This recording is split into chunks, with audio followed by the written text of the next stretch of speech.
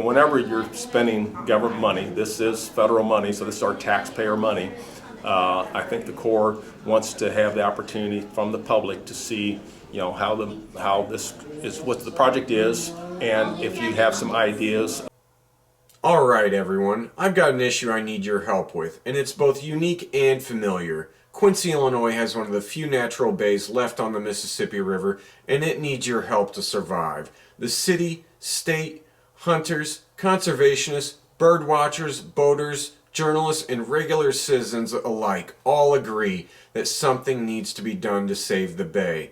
There's just one entity left that needs some motivation to get involved: the feds. So be sure to leave a positive comment using the link in the description below, and as always, like, share, and subscribe.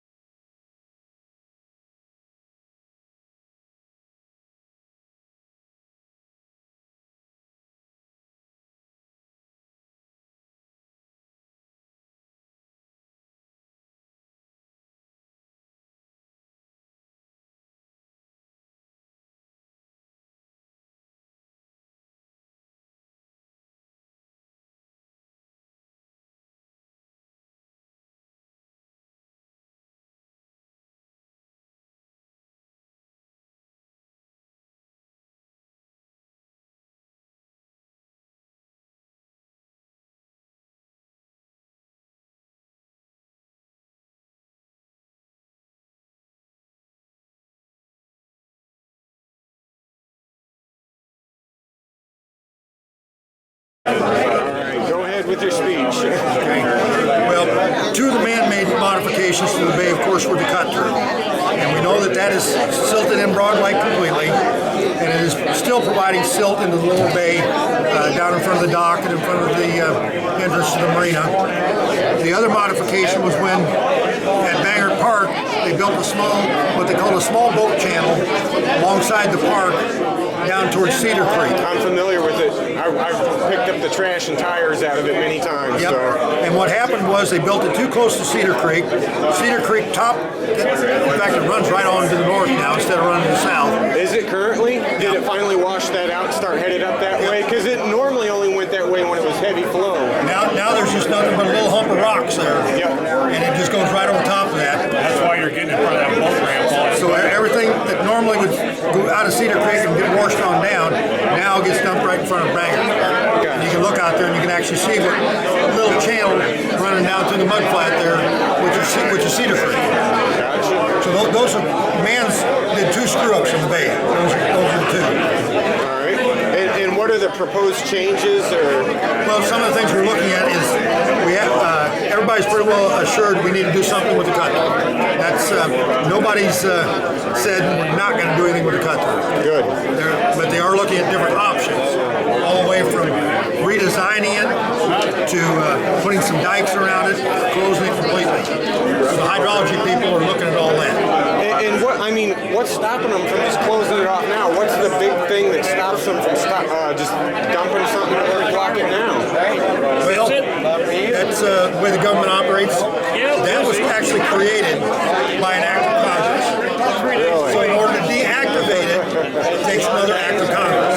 Wow. Good luck with that one. But, because you can look at the differences in the type of material that we're getting out of the bay, and they're coming from different sources. The big heavy, what we call large solids, or sand, that's coming in the country. And that's affecting everything from basically the North Bridge south. Everything up here in Royal Slough, that's all being affected with a lot of finer silt that's coming in from the Napa Landing area. It comes in from the north.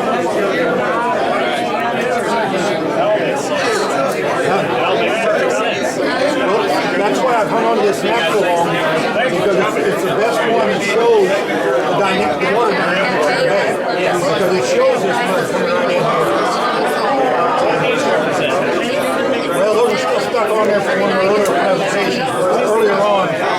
these are three of the areas we were considering putting the dredged soil and elevating it up to be able to plant hardwood trees. That's still under consideration, but I'm not so sure that one of our fine citizens didn't come up with a better idea last week. I'm a YouTuber.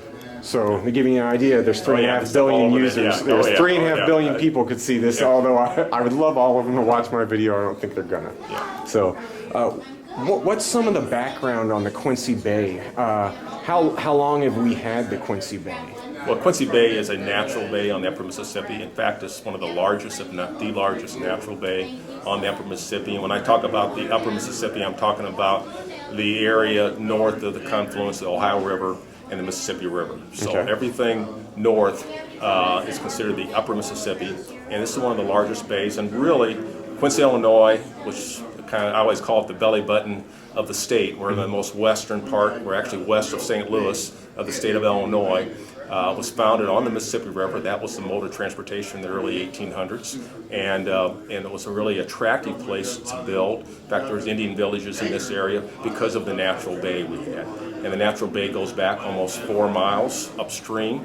Very wide area, a lot of fish, of course, for hunters and fish and beavers and everything that people are Waterfowl. looking for, and waterfowl. That's why people wanted to be here, because you had not only very good hunting and fishing, but natural water. Quincy has a lot of natural, clean springs that fed it. So consequently, we had 18 breweries before Prohibition in Quincy, Illinois. Outstanding. So, and we had a brewery that was bigger than Anheuser-Busch before in the early late 1800s. Was that Dick's Brewery? Dick's? Okay, Dick's. So Quincy was, really a booming town. It was one of the largest communities in the state of Illinois. Of course, we had, Governor Wood from Illinois was our founder, and so a lot of big important things, a lot of connections to Abraham Lincoln in the mid 1800s. So Quincy was booming until about 1890 or so, but that's why we have a lot of historic preservation. We're kind of noted in Quincy for the old homes and things along Main Street, and the East End Historic District is one of the more attractive areas. So we get a lot of tourists come just because of that Lincoln connection and the housing and the fact that we have the Mississippi River. You have people from all over the world that want to see the Mississippi River. Yeah, it's the third largest watershed in the whole world. Of course, Mississippi River is what people think about with Mark Twain and his writing across the world. So we get tourists from all over to see Quincy, and Quincy Bay is an important part of it. Good point. Good point. What is the Quincy Bay Restoration Project?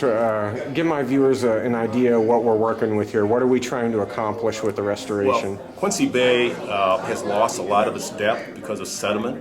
Over the years, we're seeing more floods, higher floods, and according to the Corps of Engineers studies, about 70% of the sediment load, when we're talking about sediment, water comes in and drops a sediment load. Mississippi River has always been considered muddy, and when the water slows down in the bay, then it drops that sediment load, and we've been seeing more frequent floods, so we're seeing more of that sediment drop.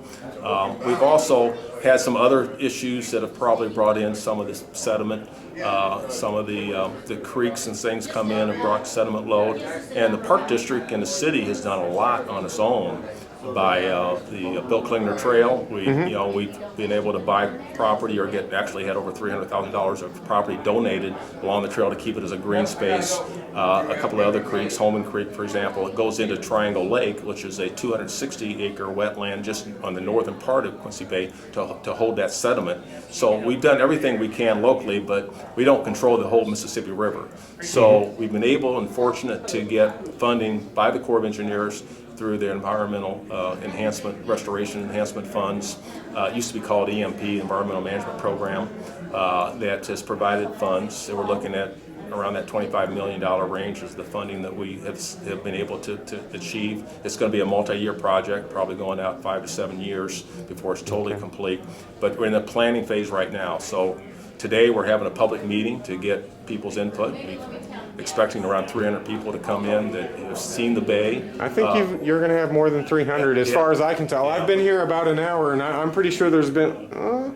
I've been here about an hour and a half, and I'm pretty sure there's been about 200 people walk through here. We've got a lot of interest in Quincy Bay and want to see it restored. And so it's going to involve some dredging, it's going to involve some modification where we have a cut through that brings in a lot of sediment load. And we're going to look at opportunities. We want people's input of how we can better restore it for, particularly as for habitat. I mean, that's the money, is to restore deep water, because you don't have for winter.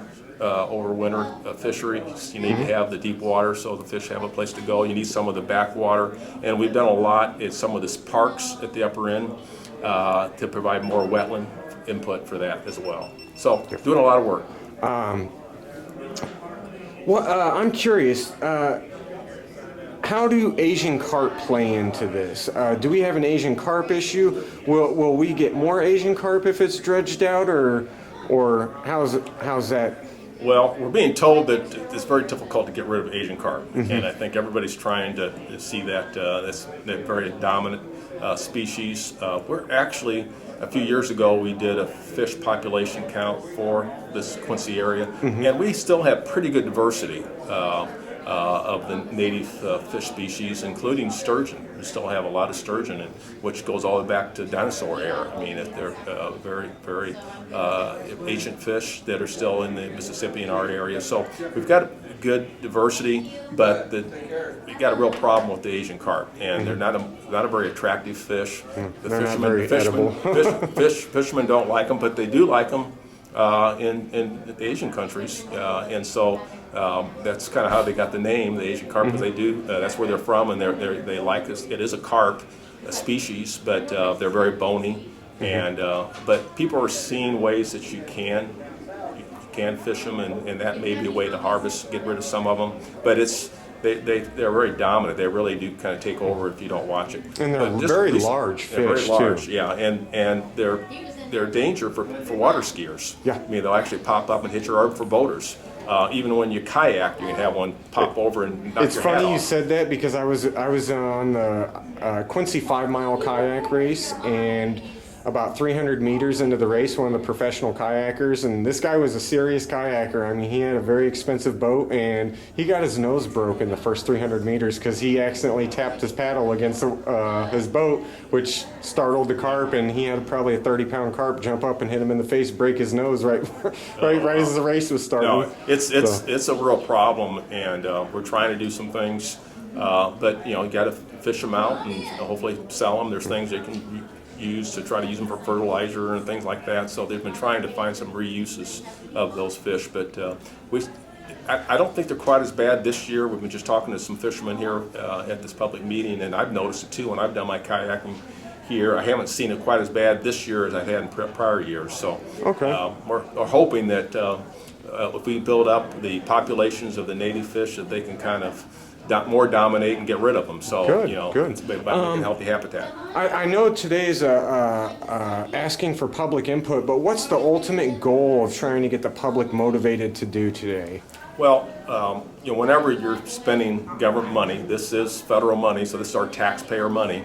I think the Corps wants to have the opportunity from the public to see, how this is, what the project is, and if you have some ideas of some other solutions. Like today, I heard a solution I had not heard before on the cut through that we talked about, is bringing in some of that sediment. It's changed the mouth, not just by putting riprap in front to a 5-foot depth, but also change the location of the mouth so that you'd actually cut north and you'd have more backwater versus headwater coming in.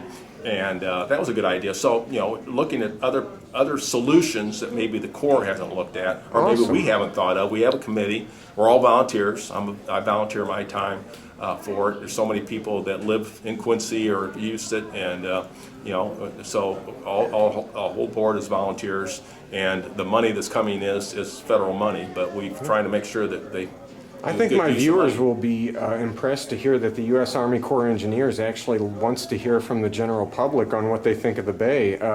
I'm astonished, quite honestly, because I generally run into government that roadblocks me on stuff. So I was really curious to come down here and check it out, and I'm glad to hear that they're getting everybody's opinion before they go ahead and spend the public money, and I think my viewers are really going to like to hear that.